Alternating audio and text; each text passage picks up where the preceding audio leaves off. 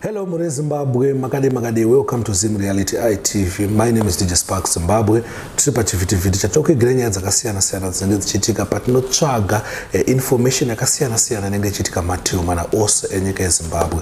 Muzuva nasi ndina prophet kuda kwashe Jose, munhu waMwari anova prophet wenguva yedu vatinotenda kuti munhu ari kushandiswa naMwari. Ndine questions andinawo muri Zimbabwe anda kuti ndiwabvunze vatitsanangurire vatidzidzise kuti zvinhu chimbofamba sei.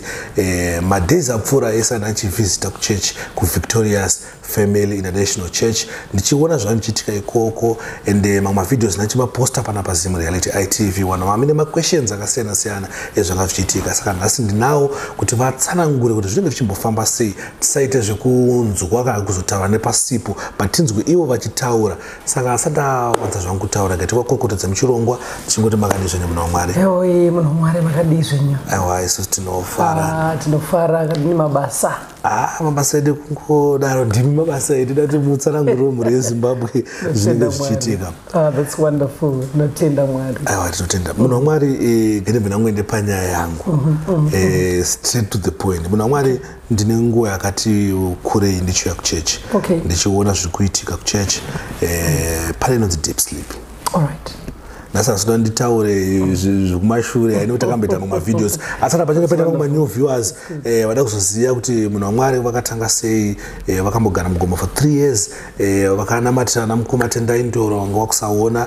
Zvese zvo zviripo pana paZim Reality ITV. Saka zvasida kuti anezvozvo zviripo pama description chasa ma links ema videos acho so that vamwewo vatanga kuona this video vanonoona mamwe videos acho iwayo. Munhu waMwari ndakaya kuchurch. Ndaya kuchechi ndakaona kuchiti kwenonzi Deepsleep. Deepsleep ndeye kuti maenda matira munhu obva arara obva azomuka achitaura zvanenge aona. Saka amene mungada kutsanangura muri yeZimbabwe kuti Deepsleep chimbori chii ndezvipi zvinenge zvichinyatsoitika. That's wonderful. Tinotenda Mwari. Pa Deepsleep paya what I can say chekutanga shoko raMwari rinoti kubhuku yaActs chapter 1 verse 8. But you shall receive power when the Holy Spirit comes upon your life, upon you. Kureva kuti muchagamuchira simba kana mweya mutsvene achinge auya pamusoro penyu. Now, so chekutanga before anything, mweya mutsvene ndiye anenge ari pabasa. He is at work. So whenever we minister, the Holy Spirit is the one. Mweya mutsvene ndiye ari kuita sei? Ndiye anenge achishanda basa rake. Now, but Holy Spirit, now we deep sleep. It is a revelation that came. Yeah. So this revelation, yakauya some time ago. You know, I got this in the book of Genesis chapter 2. Right. You can read it in the Word of God. It is there. At a time, is it from verse 21 going downwards? At a time when God was creating Eve out of Adam. Mwari pavakasika Eva vachimubvisa vachicreate out of the rib and everything that whatever that happened that moment Adam was asleep. Anga agarara. And the Bible says and God caused a deep sleep to fall upon Adam. So Adam wanga kakotsira and God was doing his operations. Saka pakuitika kwema operations esaya munhu waMwari Adam wanga ari unconscious, wanga asiri kuziva zvaiitika izvi, but munyika yemweya mune zvaiitika. Yes. So when we pray for someone, isimba raMwari riri kunobata muviri unoyu. Yes. So simba raMwari kana richinge rabata muviri unoyu uri kuwana hope. Wawana hope, then munhu wemweya ari mumunhu, because pamuri papa pane munhu wemukati, munhu wemweya iyeye ndiye anoactivatewa kana kuti ndiye anotanga kushanya achiona zvakaitika paupenyu wakaafecta even muviri uno.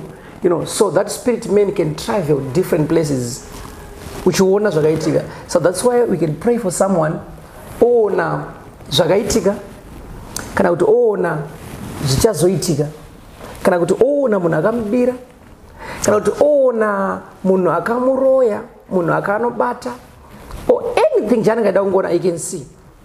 All right. Yes, but chaitika pa ndechekuti simba ra Mwari raenda kunobata muviri, and the Lord has caused a deep sleep, just like what he did to Adam. All right. This is what will be happening. But munoona kuti panorara munhu paya nditi munhu akarara ane madreams anorota. Paanenge achirota zvakangofanana nezvinenge zvichiitika. Bara pachazoitika ndava chinokonzeresa kuti munhu arare akusungobatwa nehope ndiMwari. That's why chinomutsa munhu aisi alarm. That's why even munhu akazama kuiisa alarm akazoramba akarara until that person was buried. So chinosaka tirare, chinosaka timuke, that is God. Right. Now, so when we see a person and we are praying for a person, zvinoitika akotsera, that same God who causes him to sleep is the same God who is allowing it to happen. All right. Yes. Right. Saka Mwari ivavo zvinongoitika akotsera ari ega zviri kuitika, but apo zvinoitwa because it's by nature kuti munhu azinge achikotsera, but pana pamanje. That's why it's a miracle. A miracle zvinhu zvinoitika sometimes zvisingaitike even with the nature. Zvaitwa nesimba raMwari nawo ndopanozobuda varare kuti a miracle. Akuzongokotsera masikati but ihope dzakangofanana nedzemanheru. But now noti munhu akarara umwe munhu haaremember madreams ake. Why? Because haasi active munyika yemweya akakotsira. Mwana munhu achiti handachandiri kuziva, handachanda ndichizoremember. Chichaitika haasi active in the spiritual world. All right. Saka kana tichinge tazomunamatira anamatirwa with an authority iri kumuauthoriza kuti aone zvaifanira kunge achiona ega but iye asiri active, but now auya kune munhu azodzwa naMwari and is being given an authority in the spirit to see in the spirit. Yes. Muri Zimbabwe ndafuwa muri kuyazonzwa tsanangudzo dzikutaurwa panapa about deep sleep. All right. Ndida kubvunza another question about deep sleep tichiri papa satamuvere kuenda pa next topic. Ndida kubvunza zvinhu kuti ko munhu akarara tomoti mamunamatira munhu arara ari kuona zvari kuona. Any man kati nini zvangu sparks ndikubva kwandikubva ndikwanisa kumumutsa achibva amuke kana kuti pane pakuda futi another prayer kuti amuke. You know, muyamswene anoraramiwa naye, communicate naye.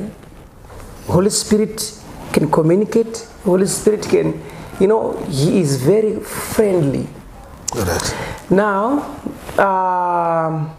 that is why Mshona Jesu aitaura in the book of John chapter 14 kuti zvakatonaka kuti ndiende kuti mweya auye pamusoro penyu, the comforter is every. Now, saka kana tichinge tanamatira munhu kana achinge akotsira, inhau iri kuitika nekuda kwesimba ramweya mutsvene. Saka anamatira uya, when you pray for anything, it means that you are authorized by God to, you have been authorized kuti zviitike. Right. It's like a mystery. Kuna kuti wemwe munhu akada kumutsa aamuke. Right. Until you wamunamatira wamuti naye chiita kuti amuke. Wamu authorize wo. Asa kusikufere prophet.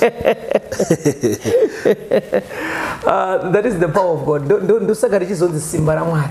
All right. Yes, that's what richizonzi simba raMwari. But zvinogoneka futi hazvo kuti because mweya mutsvene anotongo communicate the way we are communicating. Let's say munhu akarara wacho anamatira, maybe ndakutonamatira vamwe, maybe mungava muservice. Any pastor can come and he can wake up that person. All right. Yes, ndava hazvisi zvikuomeserwa kuti munhu akotsera kana kuti no, it just munhu ari kungoona then apedza kuona otomuka.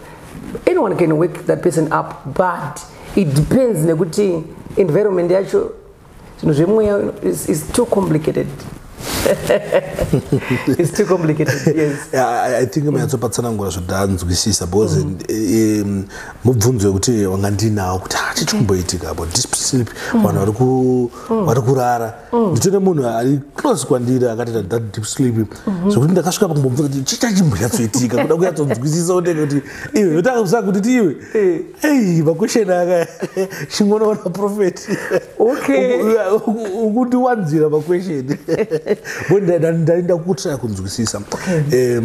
Another question andinayo prophet.